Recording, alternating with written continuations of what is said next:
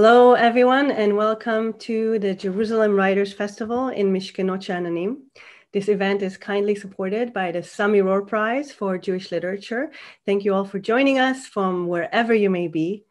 I am delighted to introduce you to author מאיה Arad, who is joining us from Stanford, California.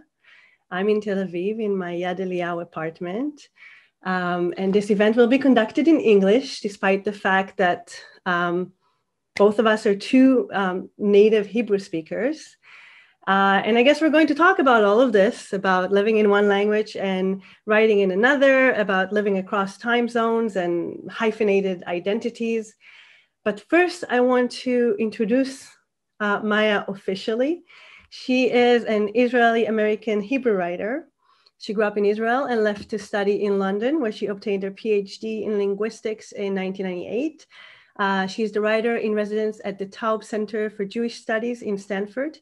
Her first novel, Another Place, a Foreign City, was published in 2003 in Israel, and she has since published 9 more books of fiction. The most recent, All About Abigail, came out in February this year in Hebrew. Her books have become bestsellers and critically acclaimed. And she's also the recipient of the Paper Brigade Award for New Israeli Fiction, which was awarded by the Jewish Book Council in 2019. Hi, Máya. Hi, Eilet. It's so great to talk to you today. How are you? How's the weather? The weather's good, as always in California. It's early morning here. Yeah. I just started my day and I need to speak English. It's funny. I know. I am so sorry. So yeah, we were talking about this, how you have to do that shift, right? Mm-hmm. And we both constantly shift in some way. Right. So I want to start. I want to talk a little bit about your book first. This is the book, by the way. In Hebrew, it's called K'nאת Sophrot. And if you read Hebrew, audience, please read it because it is remarkable. It's so many things. It's brilliant. It's sophisticated. It's playful. It's funny. It's sweeping. It was really a joy to read. I was thinking about that term, K'nאת Sophrot, and I was actually looking up the dictionary to see how they translate it. And they wrote, envious rivalry among scholars. So I can see how that would make, an awkward title. So I was wondering if you can speak a little bit about the book first and what inspired it. Right. Okay. So first, let's just talk about the name. K'nאת Sofrim, writer's envy, is a well-known term in Hebrew in general. And the Talmudic proverb says, K'nאת Sofrim tarbe chokhmah. Writer's envy brings, more wisdom. K'nאת Sofrot, because Hebrew is a highly gendered language, we have a term for a female writer. K'nאת Sofrot is the writers of female writers. And this is not a Hebrew expression. This is something that I coined for this book. Sure. And it talks, we'll talk about the book a little later, but I really couldn't translate it into English. There was no way to do that. And the best that actually my partner came up with, because he's very good with that, was All About Abigail, which of course for English speakers reminds of All About Eve. All About Eve. Brings the envy between women of different generations, which also comes up in this book. So this was the best I could come up with. Yeah, thanks to partners who are good with titles. I have the same. Yeah. Yeah. English titles. The Hebrew are always fine. So. Right. Actually, it's talking about a book. I sometimes I talk to my friends who are writers and they say, oh, I'm working on this novel. I still don't know what I'm going to call it. And for me, it's different. I somehow find it very hard to work on a book without knowing what's its name. And in this particular case, I just had it stuck in my mind that I want to write a book named K'nאת Sophrot. I didn't even know what it's going to be about. I just love the name. I wanted to write a book with that name. So the name came first. It is a great name. The name came first. Wow. So, in general, when I'm not writing about Israelis who live abroad, I tend to write about the Israeli literary scene, which is also something that's very close to my heart. And I did that in the past. 12 years ago, I had a novel called The Short Story Artist about a male writer in his early 40s who only writes short stories, and he feels he's being excluded because, everything is about novels and not short stories. And I also embedded some of his short stories in that novel. And I wanted to go back to this particular theme. And I also wanted to write something about the experience of being a woman writer. Because on the one hand, people say, oh, it's been 30 years that women have conquered the literary scene. It's not harder being a woman writer. It's even easier. I hear some men say, oh, women have it easier these days. On the other hand, as you can probably tell me yourself, it's not quite so. There are very subtle things that are there. Obstacles for women writers that people who are not women may not even see. So I wanted to write about this experience, about being a woman writer. The other funny thing is, apart from being a man versus a woman in those two novels that I wrote both have a main character in their early 40s, a man and a woman. Mm-hmm. But the first one I wrote when I was in my late 30s, and this one I wrote when I was in my late 40s, and it came out just after I turned 50. So again, I can look at the early 40s from two different points of view in my life. So that's another difference. Yeah, I was thinking actually, of course, that the books kind of are accompany each other, those two books. And a few of the things you just said made me think. First of all, it is such a feminine book. I was thinking about the Bechdel test. Is that what it's called? The test where you can, there's two characters on stage or in a film, two female characters. Test, Bechdel test, that's right. And do they speak about something other than men? And I was like, yeah, this works. This, you can check all the boxes on this one. And it's probably why I enjoyed it so much. It's like the young, student of writing, and there's the scholar, and there's the poets, the poetry reading, and all of this. And interestingly enough, even though I live in Israel and I am, kind of a part of that scene, I guess, on the periphery of it, because I do write in English, so I belong, but not totally.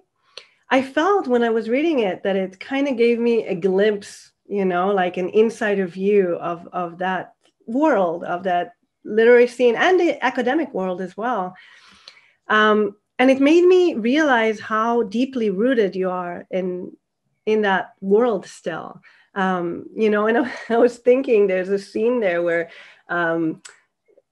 the Abigail or Abigail's partner actually turns on the boiler when he comes home. And I was like, you know what? When I was living in Canada, I kind of forgot about boilers.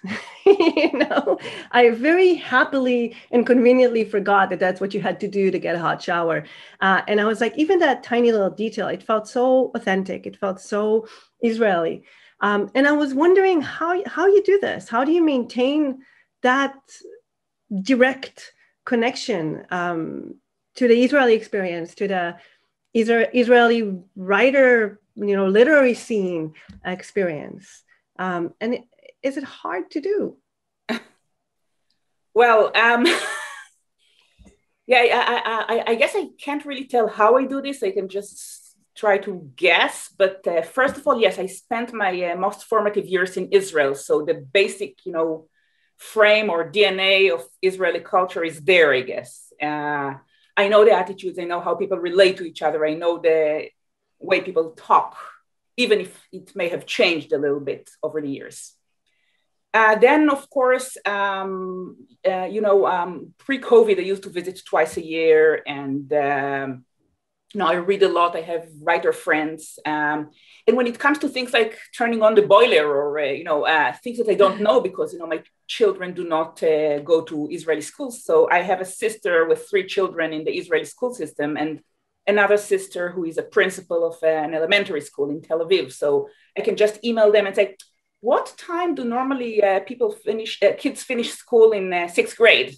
And they tell me, and this is how I. Then, of course, I have a wonderful editor, Eli Hirsch, who lives in Tel Aviv, and he reads the books. And if there's something that's not congruent, he would tell me. Mm-hmm. Same for a very good proofreader, Mimi Baram, who saved me from some embarrassments over the years. So yeah, I'm not alone in this. Right. I guess I can relate to this a little bit from the experience of translating my book into Hebrew. And there were a few things where they caught me, and said, no, this either doesn't sound right or, So that brings me to ask about the language, and I know you've obviously been asked about it a million times. I definitely felt that I was losing my Hebrew when I was living in Canada. I'm dating myself here. It was at a time where, social media didn't exist, so there was no direct connection to Israel. Phone calls were expensive, flights were expensive. I was poor, and young, and I couldn't fly often. And I felt it atrophy a little bit, And we did an event once together, you, me, right, and Ruby Namdar in New York a few years ago. Author Ruby Namdar, I should specify, who's an Israeli writer writing in Hebrew, living in New York. And I remember Ruby saying that he stopped reading English books the moment he started dreaming in English, and he panicked. I was just wondering if you had a similar experience, if you feel like this is something you have to protect, jealously. Is it work to maintain that, the Hebrew, basically? Yeah. Right. So, I've been away from Israel for 27 years. It's a long, long time, practically all of my adult life, almost. So there were different periods. When I went first to study in England in the mid-90s, this was a period where, I don't want anything to do with Israel. I want to immerse myself in English. I want to.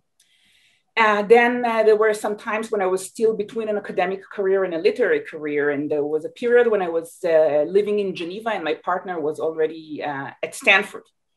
So Geneva was the time, I think, when I felt I was losing my Hebrew. I knew one more person who spoke Hebrew. He was my friend, but, chatting with him did not keep my Hebrew going. The internet was pretty much at the beginning. I don't think we could read the papers or over the internet. This was the early 2000s.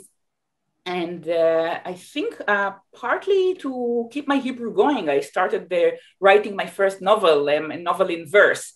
I was writing little verses and then reading them out loud to hear my voice and hear the Hebrew spoken and make sure I'm not crazy. And fast forward 20 years. So, now I live in a household of Hebrew speakers.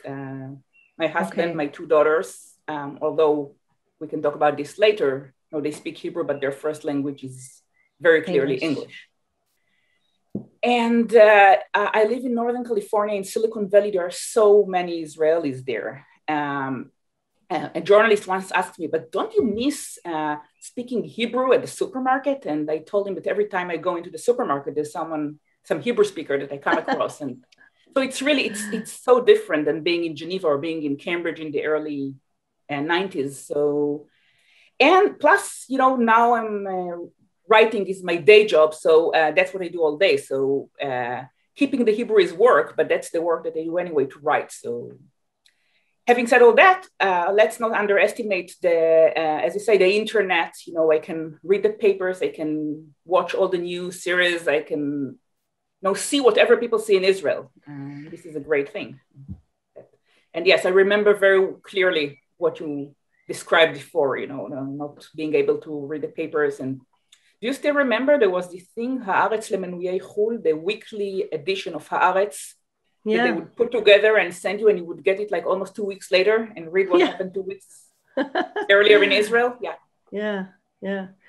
Maybe that's a part of what was different in my experience, because I was living with an English-speaking partner and in a city that had hardly any Israelis. I never heard Hebrew in Vancouver.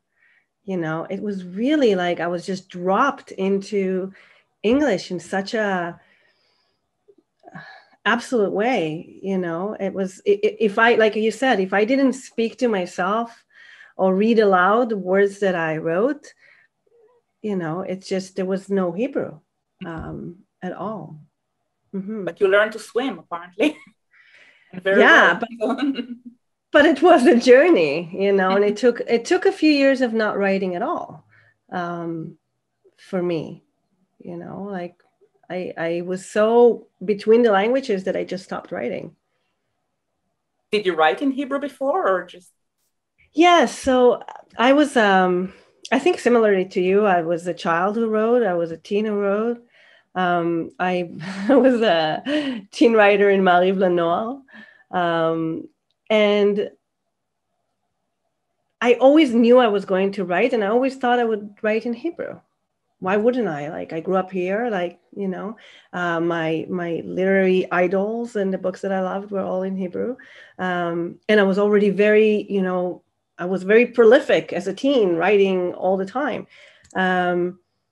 So yeah, I was writing, and I was a journalist as well for Maariv, and so yeah, and so that's, I think there was a fracture there when I first moved to Canada, where I felt that I lost a very big part of my identity, because if I'm not a writer and I can't even be articulate, that's the other thing with people. I'm not funny anymore. I can't flirt. I felt like I lost a really big part of myself. But like you said, I had to learn to swim because there was no alternatives. Similarly to if you stayed, say, in Geneva, Mm-hmm. Yeah, although part of leaving Geneva and choosing to settle down in the US was that French, my French was passable, but in French, I couldn't even be myself when I speak, whereas in English, I can do everything but write. So it's way better. Yeah. Right. So you also started writing seriously, I should say, abroad. Yes. Mm-hmm. So do you wonder sometimes about what kind of writer you would have been like if you stayed in Israel, not just thematically, but even, I don't know, stylistically? Wow. After 27 years, this is so much the road not taken. If I were in Israel, that, I would be a different person. I don't think I would be, maybe I wouldn't be able to write at all. I would really be too carried away with daily life, all the news, all the things. So I had a hard time. I always wanted to write, just like you. I never knew that I would write. I wanted to. I didn't know if I could. And just starting out of the blue, writing a novel, writing about myself seemed so. How can I do that? It would be so boring. So my first novel was. When people ask me, can you give me advice? I want to start writing. I say, don't try this at home. Don't try what I did. But because, I just wrote a novel in verse. And this novel in verse was inspired by Vikram Seth novel in verse, The Golden Gate, that I came across in Cambridge. So and then, of course, I read Seth inspiration, Eugene Onegin by Pushkin. And so, maybe I wouldn't have come across Vikram Seth, and I wouldn't write my first novel, which, opened the gate to writing prose anyway. So I don't know. I can't tell. I would really be a different person, I think. Oh, absolutely. Yeah. But I guess I can come into this question from a different direction and ask if you think that there's an advantage to writing about Israel from a distance, and if there is an advantage to writing in Hebrew from a distance, if there's the lingual distance is something that benefits you. Right. Again, I can't even think of the alternative, so I can't tell, this is what I gain, this is what I lose. This is me. I have one language and I live in the US, so this is what it is. Mm-hmm. I guess, as the Hebrews famous lyrics go, דברים שרואים מכאן, לא רואים משם, the things you can see from here, you can't see from there. So I do have a particular vantage point to look at Israel and see things from the outside, see them in some estrangement, things that maybe Israelis take for granted, I can see from the outside. And of course, the Israelis that I come across here in California are immigrants. Some come for just a couple of years, some have been here for 25 or 30 years. So that's another group that I find very interesting to write about. And of course, in Israel, you don't really see them. So, and by the way, I think this is an amazing thing that Israeli readers in Israel are willing to read about Israelis who live abroad, because this has not always been the case.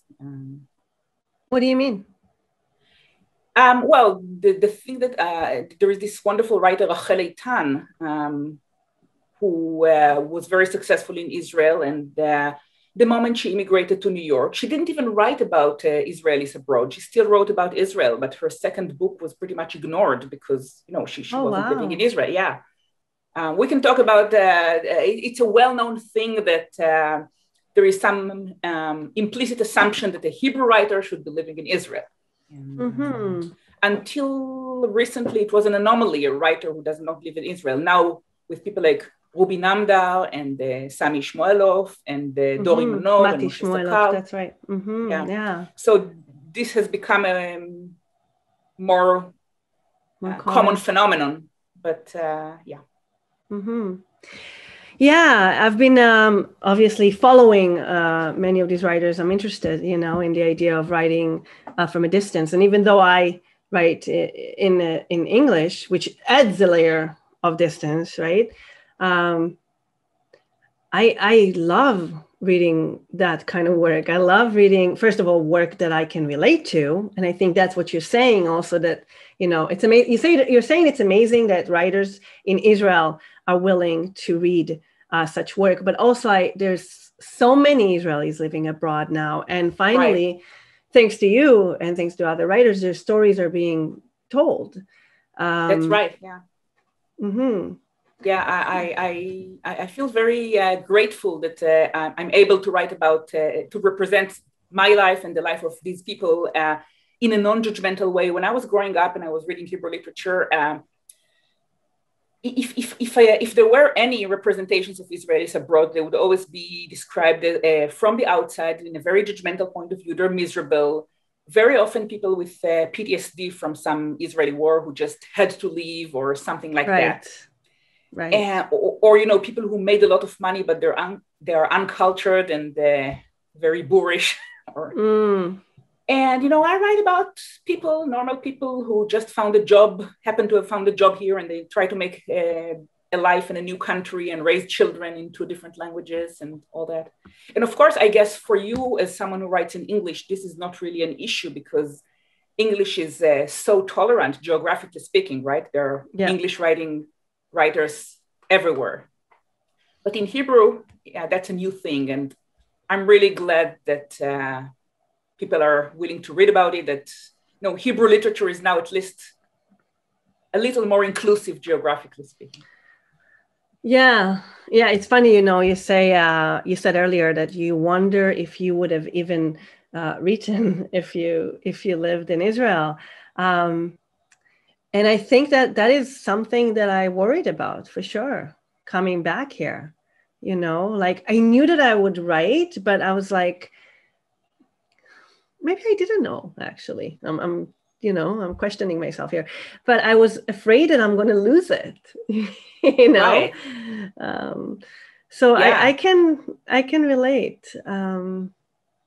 I can relate to that. And maybe we should talk a little bit about the English too, because I'm thinking of another book of yours, The Hebrew Teacher, that came out in 2018, which is about Israelis who live abroad. And the book starts with an English line. And of course, that caught my attention. It starts with this line: "It wasn't a very good time for Hebrew." And then you continue in Hebrew, of course. I'm translating. Forgive me for poor translation skills. She finished typing the words that romped inside her for weeks. Now she looked at them and wasn't satisfied. Is that okay? Is that how you write it? 45 years she's been living here, and still she couldn't write a simple sentence. So I just love that glimpse into, something that I know many people feel. They live in the US, they live in Canada for many years, and they, communicate in the language just fine, but writing is a whole different story. So I want to ask if you've ever considered it. What's your relationship to the written English? Wow. Yeah. Okay, I'm going to embarrass myself, but at least I'll be candid and maybe say something a little interesting. So yeah, over the years, people told me, why don't you try to write in English? And it's not that I really loved writing in Hebrew, but I was curious about writing in English. And when this idea about the Hebrew teacher came up, it was about, I always knew that if I had to start writing in English, it would be about, some Israeli character whose English is as flawed as mine. So at least I can represent it authentically. So I thought about this a woman in her late 60s who had a life's work of teaching Hebrew in a small college, and now it's being threatened by a new professor. And thought, actually, this could be a topic for an English novella. And I wrote a first letter, a sentence. It wasn't a very good time for Hebrew. And then I got stuck. And then just like Ilana in the story, I thought, well, how do you say it wasn't a very good time for Hebrew or it was not a very good time for Hebrew? And then I asked my daughter, who was in 5th grade at the time, and she explained to me the difference between the two and helped me choose. And then I thought, okay, do you want to write and get help from a 5th grader? And the answer was no. So I thematized this into the story. This my own difficulty became Ilana's difficulty, the main character's difficulty. Yeah. And I wrote the story in Hebrew. And by the way, my friend Jessica Cohen is a wonderful translator. Yeah. Translated the story into English, and it's available online. I can send you the link later. Oh, wonderful. And, yeah, when I saw her translation, I thought, oh my God, I would never in a million years would be able to write it like that. And it was so smooth and seamless. And it was a very big challenge because I was writing in Hebrew, but most of the conversations that take place in the story or most of the occurrences are in English. And she managed to represent them. My daughter read the English and I read out loud the Hebrew to her. And in the end, she says, oh, the English is better. So. Oh, wow. What a great story. I'm really glad I asked. Yeah. But now you owe me an explanation. I mean, I'm really, how did you start writing in English? I'm just very curious. Yeah. If you don't mind. So, of course, it's similar to what, the questions I'm asking you. It's like some of the main questions that people want to know. And I totally understand that because I get it. I get the fascination, I try to sometimes compare it and I say it's like wearing someone else's skin, I get the curiosity. It wasn't something I decided to do. I don't think I would have decided to do it. When I first moved to Canada, I met this woman who was a writer and she said, oh, I'd love to read your writing one day. And I said, oh, that's never going to happen. And she asked why? And I said, because I write in Hebrew. And she's like, oh, well, can't you write in English? And I was like, like, clearly she's insane, And I said, no, I would have to be better than than the average person, than a 5th grader first. And then, first I have to get there and then I have to get better was the kind of the way my mind worked. And she said, no, I don't think so. I think it's a skill, and you can just switch to a different medium from I think her comparison was acrylic to watercolor or something like that. And again, I was rolled my eyes at the stupidity. But I think there was something to it. And that's what I wanted to say to you now when you were talking about that line that you wrote and asking your daughter. The key is not to ask. The key is not to care, to just keep going. Because the storytelling and is something that you know how to do. You know what I mean? There is a skill there. And I think there was something interesting to me in the constraint of the limited vocabulary, in a sense, right? And I think that is something you can relate to because you in your work appreciate at least formal constraints. Right. Yeah, just like for me, the novel in verse was constraints that helped me. Yeah. Yeah, right. That's interesting. I never thought about it. Now thinking of the constraints as something that would help you. Yeah. So I think what happened for me is basically I fell into few years of not writing at all, because I was so lost and being a dramatic writer, I was a big baby about it. I was like I just felt very unhappy. And I actually, back to talking about awesome partners, when I met my partner, he kind of pushed me. He asked for a story for our first anniversary, and I grumbled about it. And I thought I really hated him for it, but I wrote a very terrible and flawed story. But something in that experience I found exciting. There was a few things. So I talked about constraint. The other thing is anonymity. We talked about distance and, the distance that you have writing from abroad, and maybe it allows you to write. I think writing in a different language does that as well. And I hope that would be why I can continue to write in Israel, because even though I live here, I still have that, that tool in my tool thing. You see my English fails too. My case. Toolbox, thank you. So yeah, there was something very freeing in that, and the last thing I'm going to say is Samuel Beckett, who said that he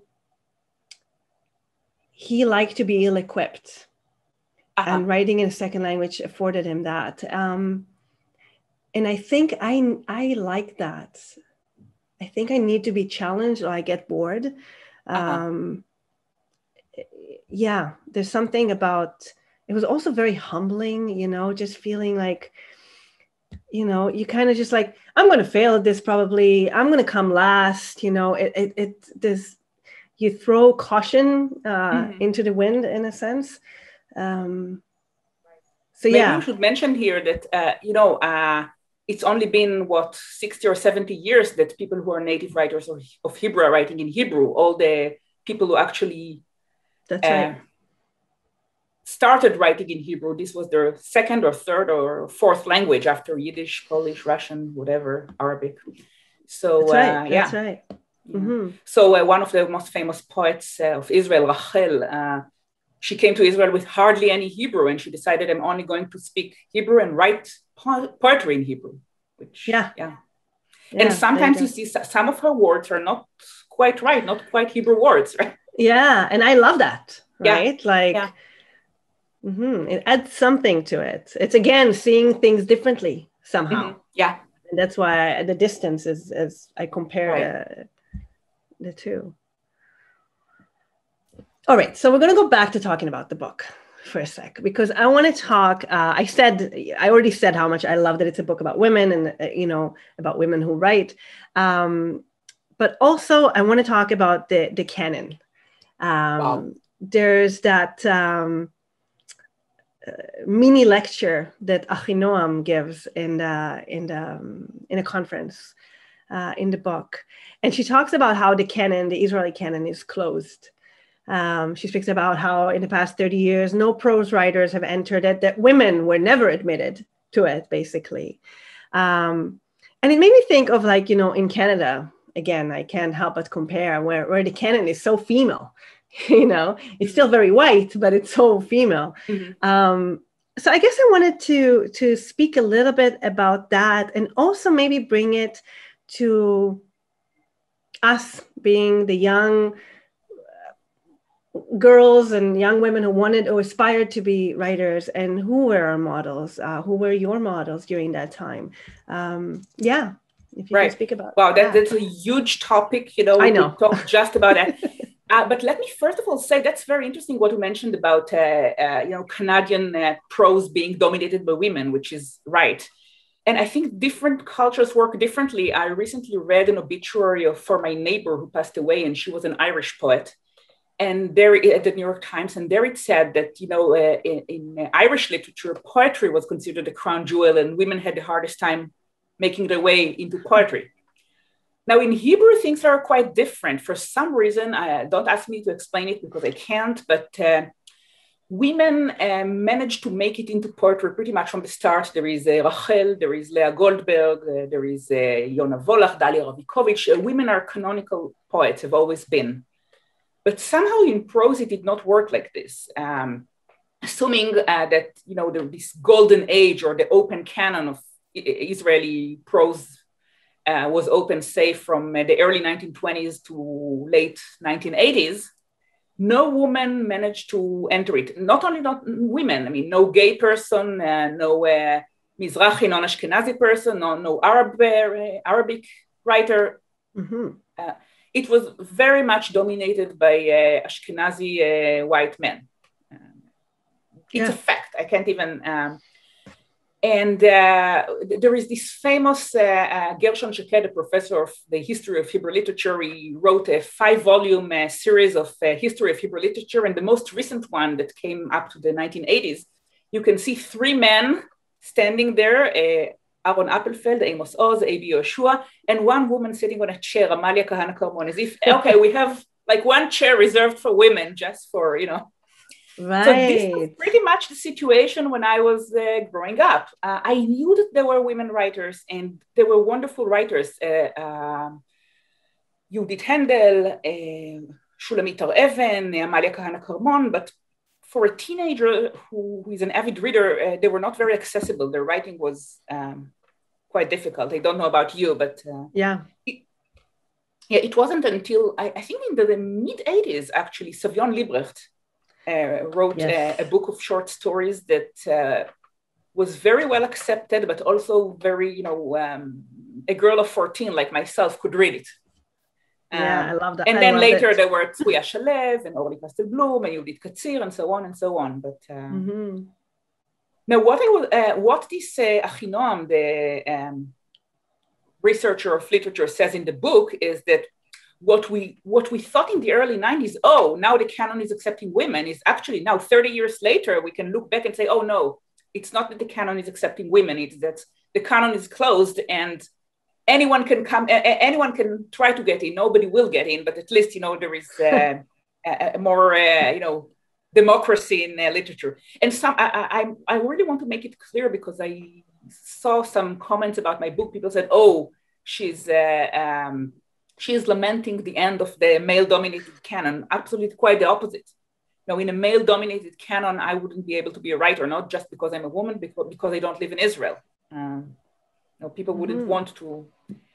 So no, I'm glad that we live in a times where maybe the canon is closed. But no, let's talk about what does it mean the canon is closed. I mean, I remember when I was. I can think in the mid-80s where a new book that was very well received. It was a huge thing. It was something that the word buzz doesn't begin to describe. It was, everybody read it, my mother and all of her friends, and I, as a young teenager who wants to write, I read the Sof Davar by Yaakov Shabtai and Roman Russi by Meir Shalev and Ayen Erech Ahava by David Grossman. And you really felt that those books were everywhere. Literature was different at the time, I think. You remember in the 80s, people were making huge fun of Israeli cinema. It wasn't very good at the time. But so people weren't even going to see Israeli movies, but they did go to read Israeli books. And in the same way, I would say that now everybody's watching good Israeli TV series. TV right? shows. Yeah. So those things are different, and I think today we have less readers, but those who read because they want to, because they're avid readers, because they love literature, not because that's the thing to do. This is going to be the topic at the water cooler talk at work, so I have to read it. No, I think now people read because they want to, and I'm happy with that. Yeah. So I want to talk about the Pras Sapir, the Sapir Prize, because I think it relates to a few of the things we were talking about, not only the canon, but also about what does it mean to be a writer an Israeli writer who lives abroad. You were nominated 3 times, including for your first book, which is such an accomplishment. And then in 2015, they changed the rules to disallow writers who live abroad, which is something you write about in the book as well, because there's a writer, not the protagonist, but there's another Abigail who lives abroad.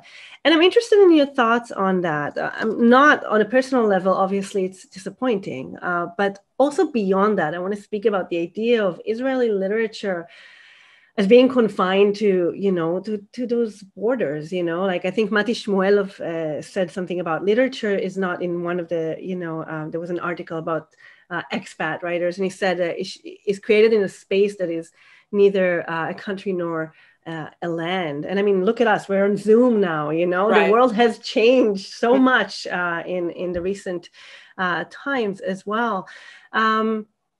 So yeah, I just want to hear some of your thoughts on that rule and about Hebrew literature and Israeli literature, because I do like to think that I'm a part of Israeli literature, despite the fact that I write in English. Right. So let me just first say for those who have not read the book, that the book is about the life of a writer, and a writer who lives in Israel. And it starts when she's at the top of the world, because she's on the long list of the Sapir Prize. And she's very, very confident. She's pretty much certain that she's also going to be on the short list. And from there, the story goes on. And yes, I remember very well the time when they changed the rules. And I remember being disappointed on the one hand.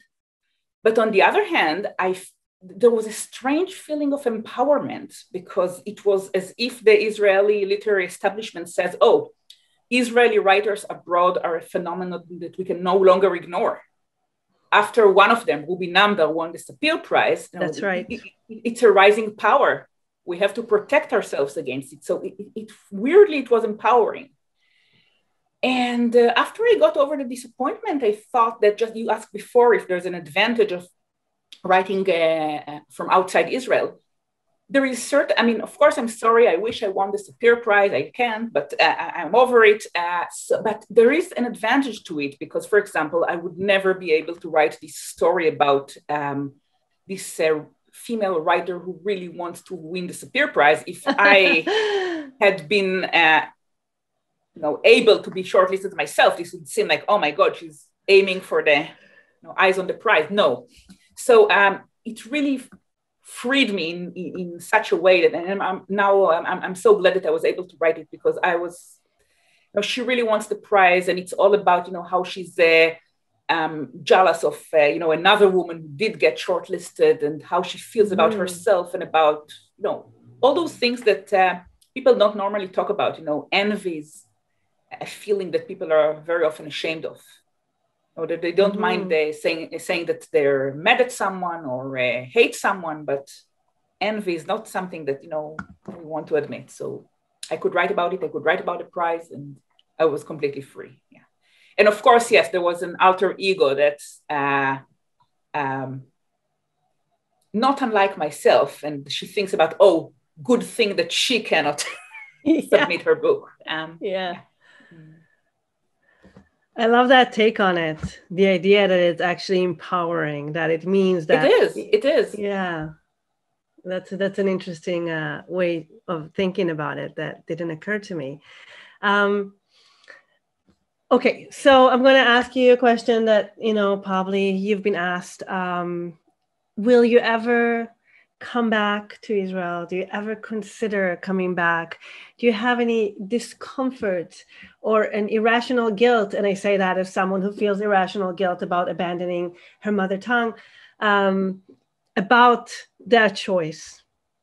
Right. Well, how Israelis are. So every time I do a reading in Israel, there is this question, will you come back to Israel? And normally I said, yeah, next year for my yearly visit. Or Right. So, right. I learned, life has surprised me in so many ways. So I never say never, but in the near future, I don't see myself settling back in Israel. But maybe, when my kids leave the house coming for longer periods, this could be a possibility. Yeah. And no, I don't feel guilty. I really don't. And I'm good at feeling guilty about many different things, but not about this. I